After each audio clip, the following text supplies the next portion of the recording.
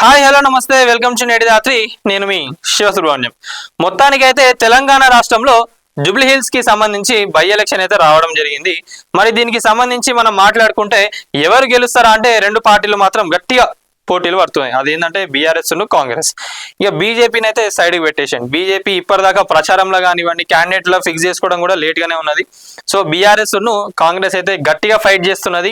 50-50% అసలు ఎట్లా ఏందనేది కూడా ఎవరు కూడా తేల్చలేకపోతున్నారు. సో ఇప్పుడు మళ్ళీ తెరపైకి చిత్రపూర్కి సంబంధించిన రో హౌస్లు కానివ్వండి కార్మికులకు జరిగే అన్యాయం గురించి ఈ రోజు మనం మాట్లాడుకోబోతున్నాం.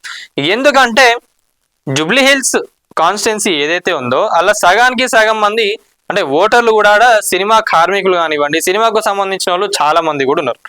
ఇప్పుడు ఈడ ఏమైతుందంటే ప్రజాప్రభుత్వం అధికారంలో ఉంది కాబట్టి కాంగ్రెస్ లో ఉన్న సీనియర్ నాయకులందరి కన్ను కూడా ఈ కార్మికుల పైన వాళ్ళు వేసే ఓట్ల పైన పడ్డది. వాళ్ళ ఓట్లు ఈ రోజు ఉన్నాయి కాబట్టి మనం మళ్ళీ ఒకసారి పాస్ట్ గురించి మాట్లాడుకుందాం. ఎందుకంటే కాంగ్రెస్ పార్టీ ఈ రోజు అధికారంలోకి రావడానికి సినిమాకు సంబంధించిన కార్మికుల హస్తం కూడా దీంట్లో ఉన్నది. వాళ్ళకు హామీలు ఇచ్చిండ్రు కదా, మేము అధికారంలోకి వస్తే మీకు ఇల్లులు ఇస్తాం ఇల్లులు కట్టిస్తాం అని చెప్పి ప్రతి ఒక్క కార్మికులకు కూడా మీరు హామీ ఇచ్చిండ్రు. రేవంత్ రెడ్డి గారు మీరు చెప్పింది నేను ఏదో సొంతంగా చెప్తున్నా కదా, మీ మేనిఫెస్టోలో మీరు ఏదైతే సినిమా కార్మికులకు ఇల్లు ఇస్తామని చెప్పిండ్రో దానిపైన మాట్లాడడం జరిగినది. మరి ఇల్లు వీళ్ళకి ఏడి ఇవ్వాలి? ఆల్రెడీ మన చిత్రపురిలో రో హౌస్లు కట్టినాయి కదంటే ఇల్లీగల్ కట్టిన రో హౌస్లు ఏవైతే ఉన్నాయో దానిపైన మనం మాట్లాడినాము. దాన్ని ఆల్రెడీ కొన్ని కూలగొట్టిండ్రు. మరి ఉన్న రో హౌస్లను తీసేసి ఆడ అపార్ట్మెంట్లు కడితే కొన్ని వేల మంది కార్మికులకు కూడా ఇల్లులు దక్కుతాయి. మరి దాన్ని మీరు ఎందుకు పోస్ట్ పోన్ చేస్తున్నారు, ఎందుకు చెయ్యట్లేదు ఏందనేది ఒక ఆన్సర్ అయితే కావాలి దాని నుంచి వెళ్ళి. సో సినిమాటోగ్రఫీ మంత్రి గారు ఈరోజు ఎలక్షన్స్ రాగానే అక్కడ కాంగ్రెస్ కి సంబంధించిన నాయకులందరూ కూడా మరి భారీ మీటింగ్ కావాలంట. వాళ్ళందరితోని సినిమాకు సంబంధించిన కార్మికులందరికీ సంబంధించిన పెద్దలతో కూడా మాట్లాడి నాకు ఎట్టి పరిస్థితిలోనూ వాళ్ళందరూ ఓట్లు కావాలని చెప్పి అడుగుతానట. మరి మీరు హామీలు ఇచ్చి 2 సంవత్సరాలు అయింది. ఈ కార్మికుల పరిస్థితి ఏంది? మొన్నటిదాకా వాళ్ళను వేతనాల పైన ఇబ్బందులు పెడతారు.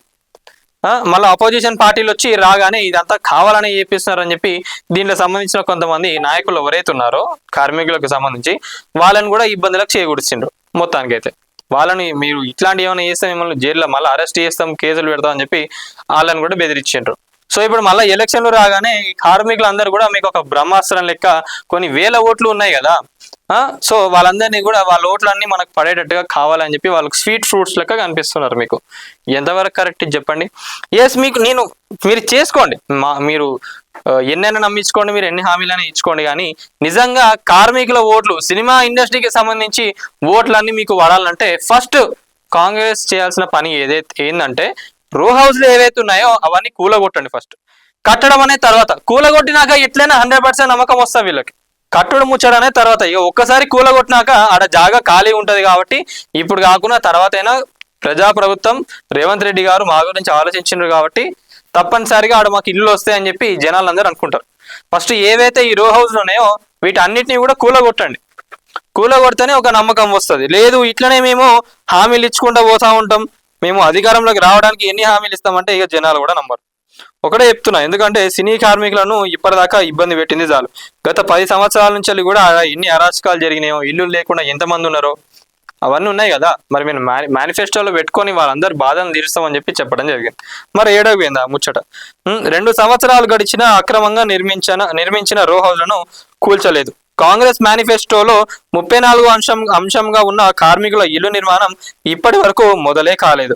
రో హౌస్లు కూల్చి సినీ కార్మికుల ఇల్లు నిర్మాణం చేస్తామని ఎలక్షన్లో మేనిఫెస్టోలో పెట్టిన కాంగ్రెస్ ప్రభుత్వం 2 సంవత్సరాలు గడిచిన కార్మికులకు ఇల్లు ఊస ఎత్తలేదు. సో రో హౌస్లు అన్ని కూడా మనం రాసినాం. ఇది ఎప్పుడు? ఇది జూన్ 20న మనం రాయడం జరిగింది. తర్వాత అక్కడ ఉన్న అధికారులు టీపీఓ సంతోష్ గారు స్పందించడం జరిగింది. పోయిన అక్కడ కొన్ని రో హౌస్లు ఊలగొట్టిన ఆడదాకా బాగానే ఉంది. మళ్ళీ అక్కడ ఉన్న వాళ్ళకి ఏంటంటే నోటీసులు ఇచ్చిండ్రు, మళ్ళీ ఏదన్నా కూడా మీరే ఊలగొట్టుకోవాలని టైం ఇచ్చిండ్రు. మళ్ళీ ఏమైంది? ఆ ముచ్చటనే లేదు. మొత్తం అదే అంటున్నా, ఏంటంటే 700 కోట్ల భూమిలో 225 మందికి అక్రమంగా రాజ్యం ఏలుతున్నారు. 700 కోట్ల భూమిలో 225 మంది అంటే ఎంతవరకు న్యాయం? అదే భూమిలో మీరు అపార్ట్మెంట్లు కట్టి ప్రతి ఒక్కరికి ఇల్లు ఇస్తే కొన్ని వేల మందికి కూడా ఇల్లు దక్కే అవకాశం ఉంటుంది. మరి ప్రజాప్రభుత్వం ఇప్పుడు ఏదైతే ఓట్లు అడుక్కుంటుందో ఆ ఓట్లు మీరు అడుక్కునే దానికన్నా ఒక అర్థం ఉండాలి కదా. మేము ఏం చేసినాం? కార్మికులకు కానివ్వండి, సినిమా వాళ్ళకు కానివ్వండి, మేము ఏం చేస్తాం అనేది ఒకటైతే ఉండాలి కదా. ఇష్టం ఉన్నట్టుగా పోయి ఓట్లు అడుక్కొని ఇష్టం ఉన్నట్టుగా మీరు మేనిఫెస్టోలో ఇట్లా హామీలు ఇచ్చేసుకొని ఇదైతే కరెక్ట్ కాదు. మీకు ఇప్పటికి కూడా ఛాన్స్ ఉన్నది ప్రజాప్రభుత్వానికి. నిజంగా సినిమా వాళ్ళ ఓట్లు, కార్మికుల ఓట్లు అన్ని కూడా పడాలి అని అనుకుంటే రో హౌస్లు ఏవైతే ఉన్నాయో ఫస్ట్ దీనిపైన ఒక్కసారి దృష్టి పెట్టి ఫస్ట్ అన్ని కూల్ చేసేయండి. కూల్ చేస్తే ఇక 100% ఇక నేను చెప్తాను కదా, వాళ్ళ మెజారిటీ ఏదైతే ఉందో అదంతా కూడా మీకు వచ్చేస్తుంది. సో ఇది చిత్రపురి ఇష్యూ ఎందుకు వచ్చిందంటే, సో ఇప్పుడు ఈ మన జూబ్లీహిల్స్కి సంబంధించిన పెద్దలందరూ కూడా సినిమా వాళ్ళ ఓట్లని మాకే వాడాలి, మరి ఎవరిని సంప్రదిస్తే బాగుంటుందని చెప్పి కార్మికులకు సంబంధించిన పెద్దలను, సినిమా ఇండస్ట్రీకి సంబంధించిన పెద్దలందరినీ కూడా సో మాకు ఒక మీటింగ్ పెట్టండి అని చెప్పి కొన్ని న్యూస్లో అయితే రావడం జరుగుతున్నది. సో దాని గురించే మనం ముందు ఒక్కసారి ఈ ఇష్యూ మాట్లాడితే బాగుంటుంది కదా, కార్మికులకు హెల్ప్ అవుతుంది అని చెప్పి మళ్ళీ దీన్ని గుర్తు చేయడం జరుగుతున్నది. ఎందుకంటే గతంలో, ఇప్పుడనే కాదు గతంలో లేదా వీళ్ళకు సంబంధించిన వేతనాలకు కానివ్వండి, రో హౌస్లో ఇల్లు ఏదున్నా కూడా నేటి రాత్రియే ఫైట్ చేస్తూ ఉన్నది. అందుకే ఇప్పుడు ఎలక్షన్లు రాగానే ఓట్లు కావాలి కదా వీళ్ళకు.